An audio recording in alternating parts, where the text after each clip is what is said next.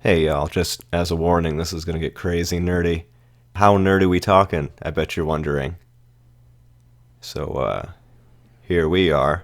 With Star Wars Episode 9 right around the corner, I thought I would delve into a topic that's extremely relevant to the Star Wars fanbase today. Which was better, the 2003 or the 2008 Clone Wars series? Background. Like almost every kid in America, I was shown the original Star Wars trilogy by my family. I thought they were fine. I mean, I was a young kid, and truth be told, I had trouble sitting through most live-action movies. Then on May 19th, 1999, Episode 1 of Phantom Menace was released.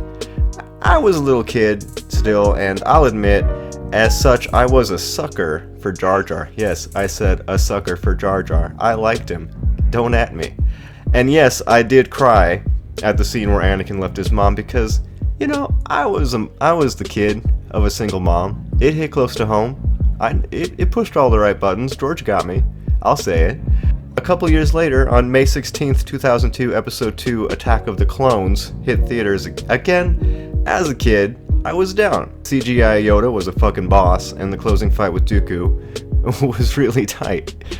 Need I say more? Look at him flipping and shit. He doesn't even care. Look at him. He's a little gremlin. Someone fed him Mogwai after midnight, and now he has a lightsaber. Look at this guy. Now, these two prequel movies and the original trilogy, and I was okay with Star Wars. Yeah, I had experienced it.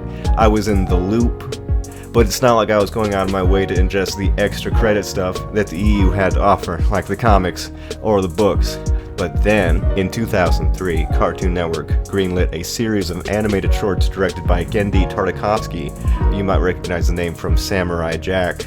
Turned into Clone Wars. The animations were tight, sure. I really dug it when animations could convey stuff without dialogue, and that's exactly where Tartakovsky shined. Yeah, pretty cool stuff.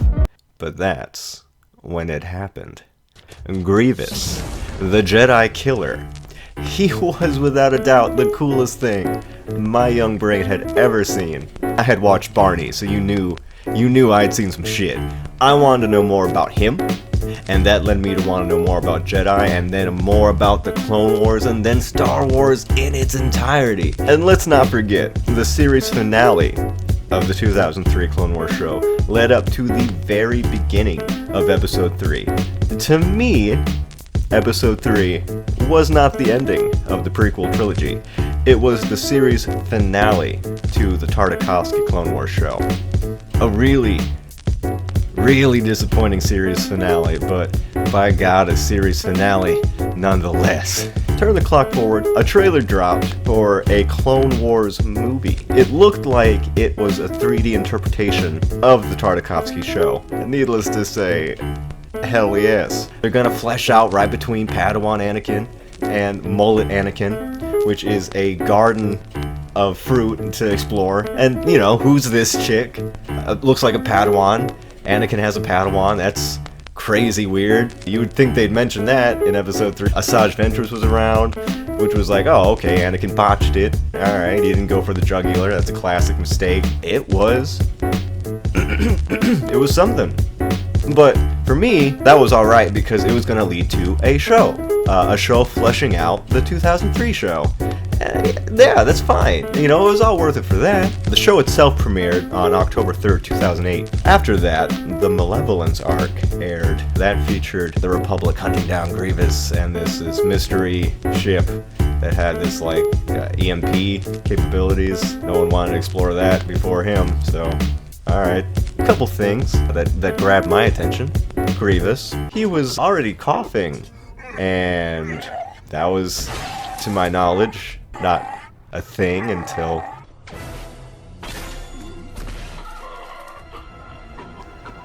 they weren't adding to the show. They were replacing the Tartakovsky show.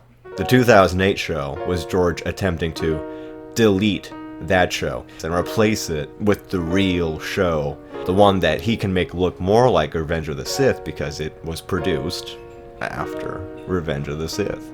To many, that isn't that big of a deal, and honestly, it really isn't. But when you have something that was your launch pad into the franchise, something that means a great deal to you and your development, and then have it just erased. Yeah, it sucked. It sucked a lot. Gendy's team, though, put a lot of heart and soul into his show, which he puts into every show. And the thing, honestly, at the end of the day is he just deserved better. That being said, I have watched both shows, and I have done a world of soul searching on them both. And I'm going to discuss them without bias. The Clone Wars War. The clones. The first thing we should discuss when talking about the Clone Wars is, come on guys, the clones. So this one's not all that hard for me. Besides the amazing sequence of Captain Fordo, he's the red one, I know his name. The 2003 show focused primarily on the Jedi during the war, using the clone troopers as props. Meanwhile, one of the best things about the 2008 show was how they handled the clone army. Come, sit. Your helmets, remove them. Your faces I wish to see. There's not much to look at here, sir. We all share the same face. Deceive you, eyes can. In the Force, very different each one of you are. With the angle that the clones all look identical, so they strive to cling to whatever individuality they can get, you get an incredibly interesting science fiction story that can be some very poignant storytelling. Off the top of my head, of course, I have to mention the Umbar arc. I was framed because I know the truth. The truth about a plot. A massive deception. I will hold that the clone troopers are not only better in the 2008 show, but it is actually what the 2008 show did best. The Jedi. I don't want to start this section out with, 2003 hands down, but come on. I do understand the flaws of the 2003 show. Constant sick flips and dank force usage was incredibly unrealistic, but I mean, I never looked to the samurai space wizards as bastions of realism.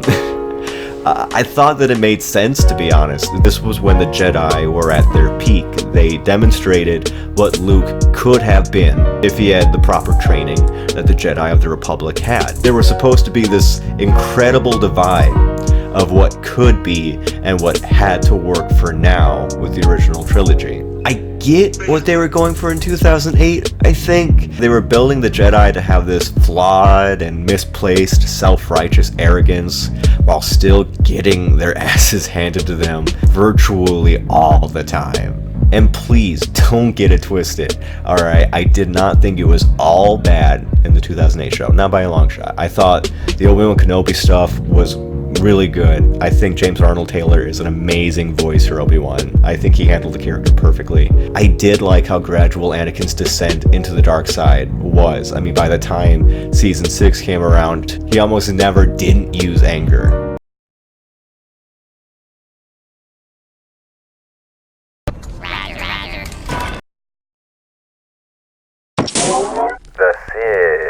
The 2003 animated show, as I've said before, didn't really stray too far from the exploits of the Jedi. Besides a few very cool scenes with Dooku and of course the fight between Anakin and Asajj on Yavin 4, you didn't really get to see the Darksiders operate all that much. With the 2008 show being more long form, you get to see a lot more of not only Dooku and Asajj, but also Darth Maul, Savage Opress. Still can't believe they went with Savage Opress as a name, a real name for a guy. It goes to 2008. Savage Opress. Closing thoughts.